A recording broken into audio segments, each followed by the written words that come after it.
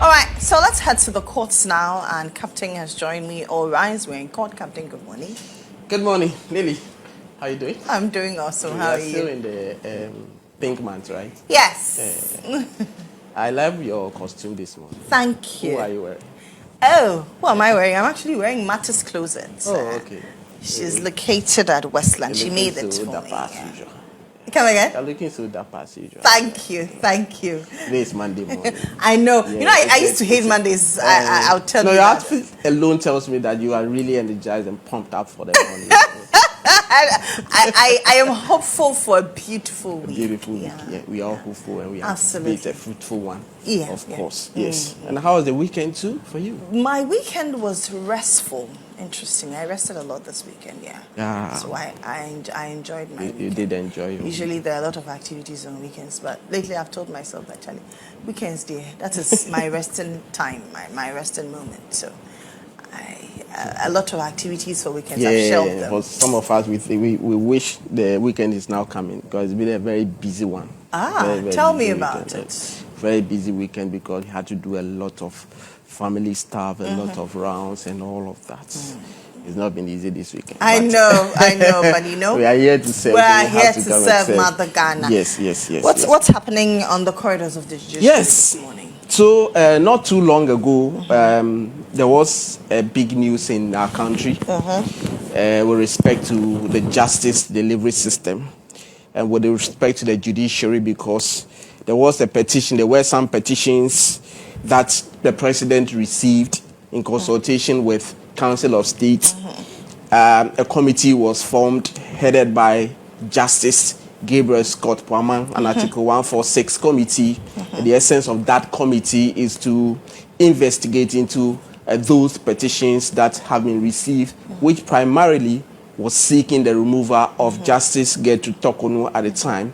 Fast forward, September 1, the committee presented its reports and recommendations and findings to the president and effectively recommended the removal of Justice Torkornoo, then the Chief Justice. And since September 1, she has been removed from office and she's no longer the Chief Justice.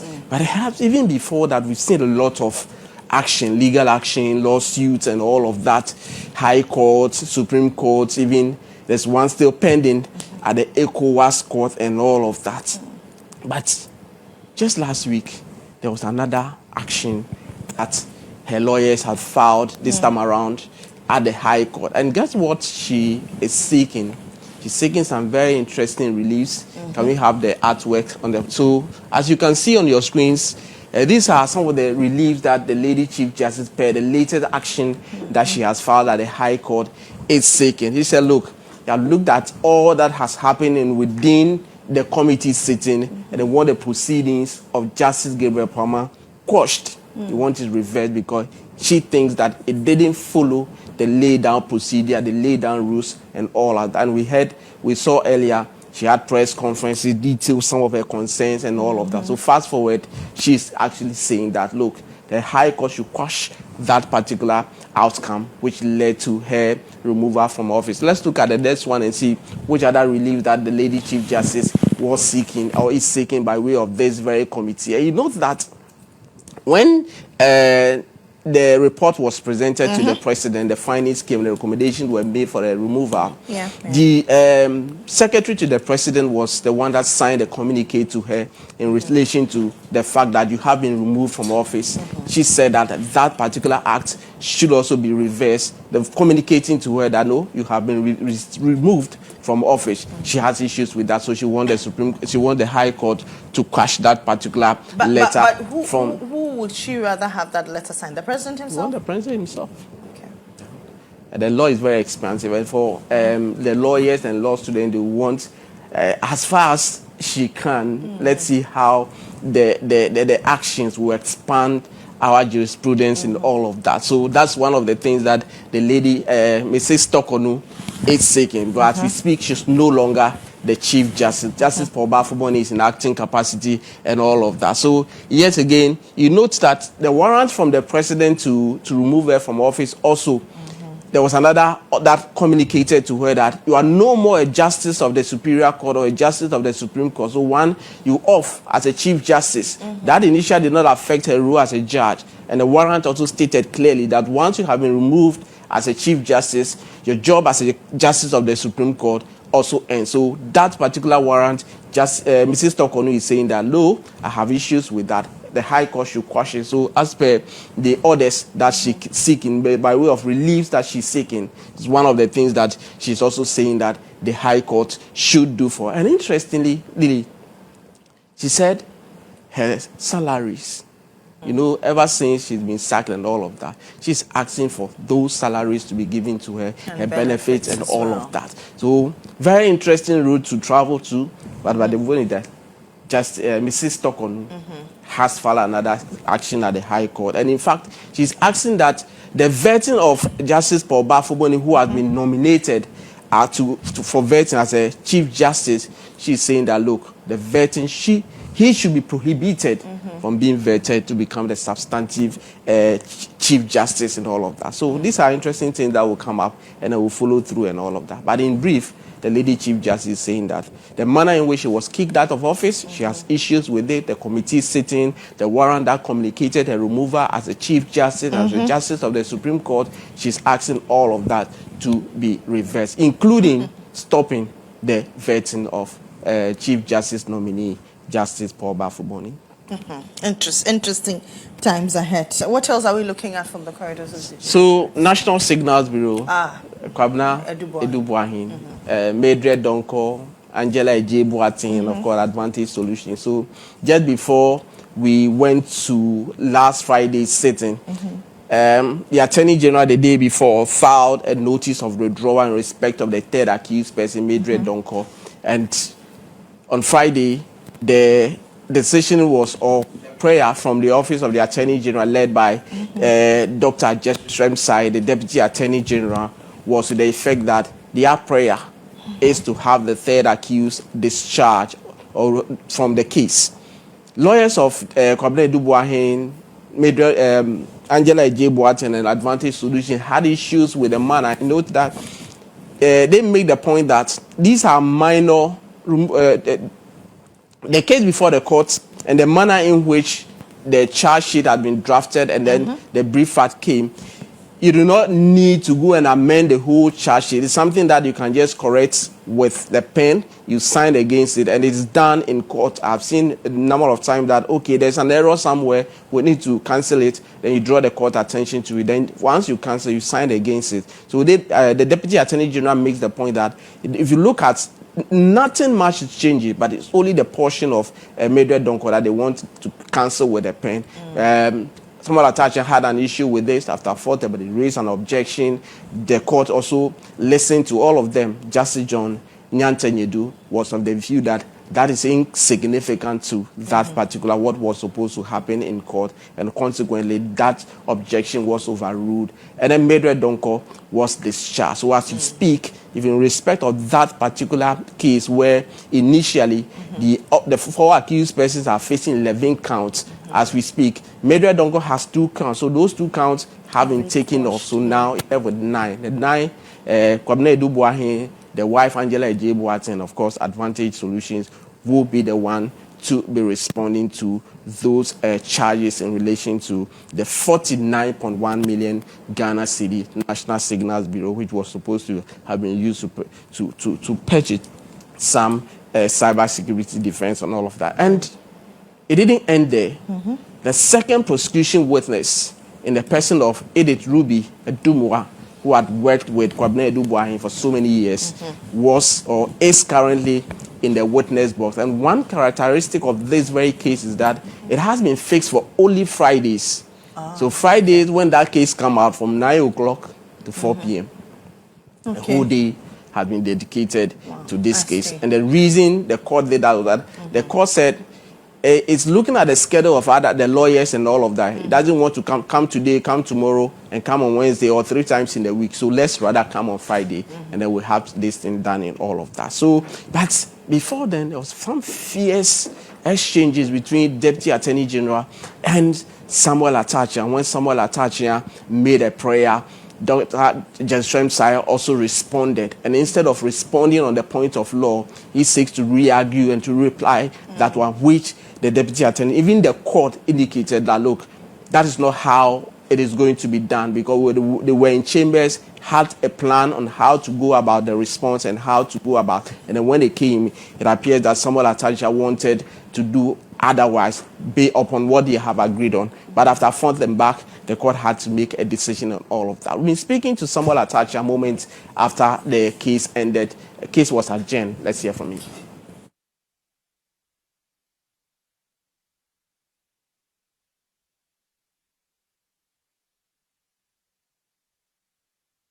An accused person, I do not know the consideration, has become a prosecution witness. So you could see that the Attorney General is in an indecent haste to rehabilitate the case. Because as a matter of fact, the Attorney General has published to the whole world that the third accused is into money laundering activities with the first and second accused. So what has changed? And guess who signed it? The Attorney General signed this before the court.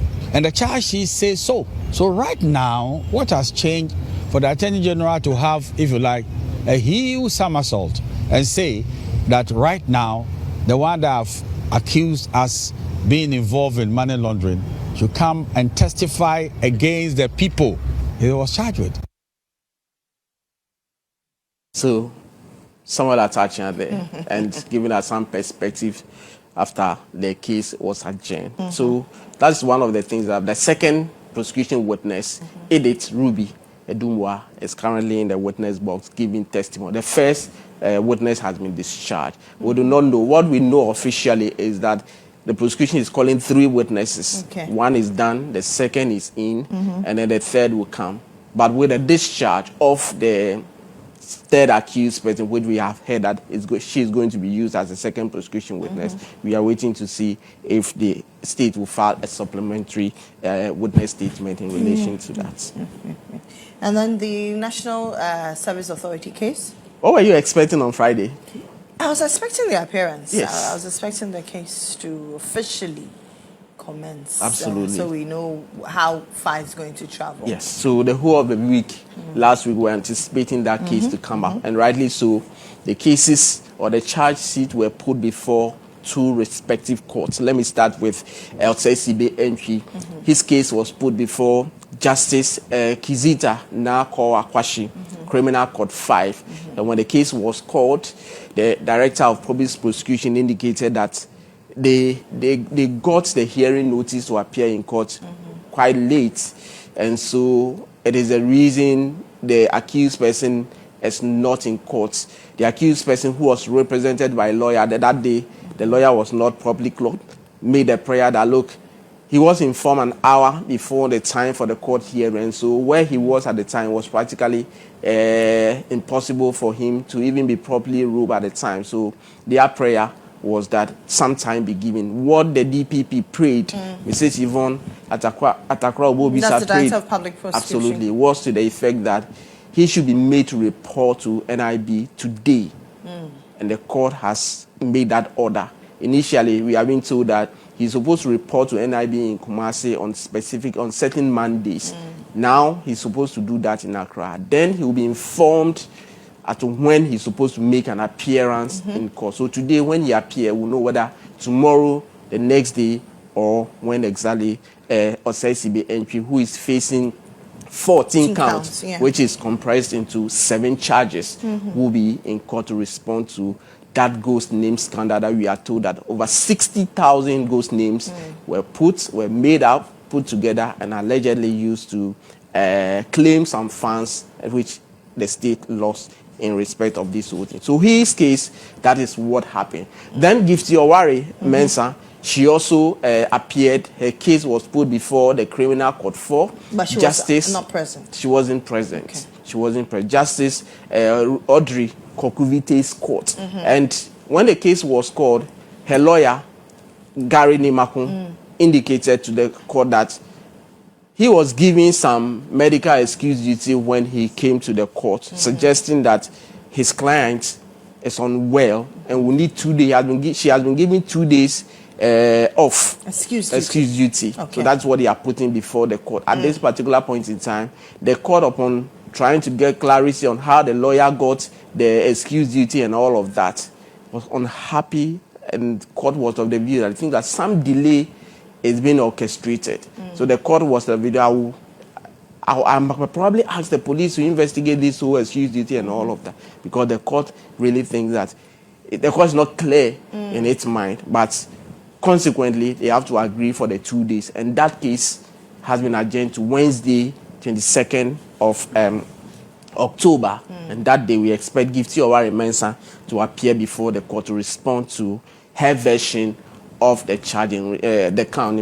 In respect of her, she is facing 5 counts, which is put together 4 charges and all of that. So that is what happened by way of the ghost names scandal and all of that. The 2 were expected on Friday. None of them show up, but for various reasons and all of that. So Wednesday specifically, we will have Gifty Oware-Mensah appear. But for LCCB entry, today when he appears before the NIB, he will be informed, and they will keep monitoring that to know when is he also going to appear before the court. Absolutely.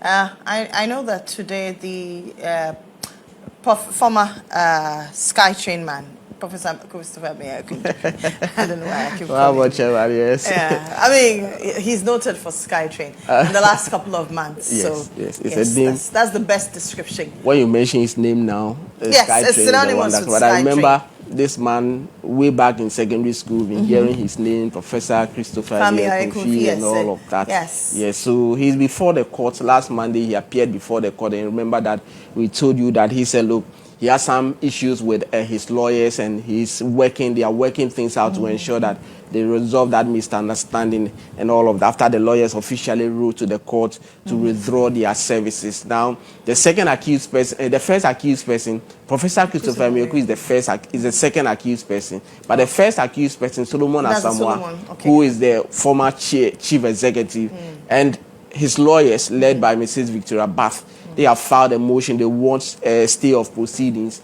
And that motion, the hearing date is today. So this morning at 8:15, the court, presided over by Justice Audrey Kokuvite, will hear them on that particular motion. They have the trial is supposed to commence, but because of this motion, they have to deal with the motion first before anything else could be done in relation to that. So this morning, that case is coming up, and there's many other cases that we look forward to by way of what we are bringing to you by court today. So, Lily, there's a picture I wanted to show you.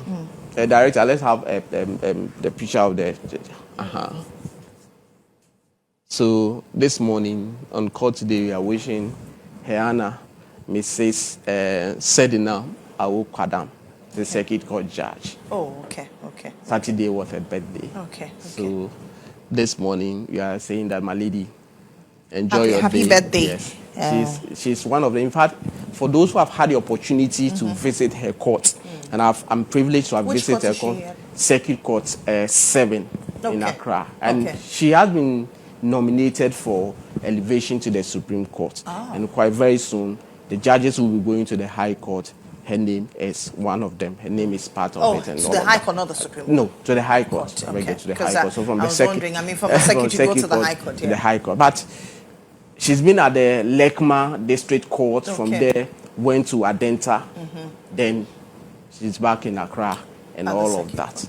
Over the weekend, it was her birthday, so we want to celebrate her Honor, Mrs. Sedina Awu-Kwadam. Happy birthday to you. She, in fact, like I mentioned, when you go to a corner, you're a student, the way she takes you through the processes, you always love to have such a judge to be your mentor. So happy belated birthday, Your Honor.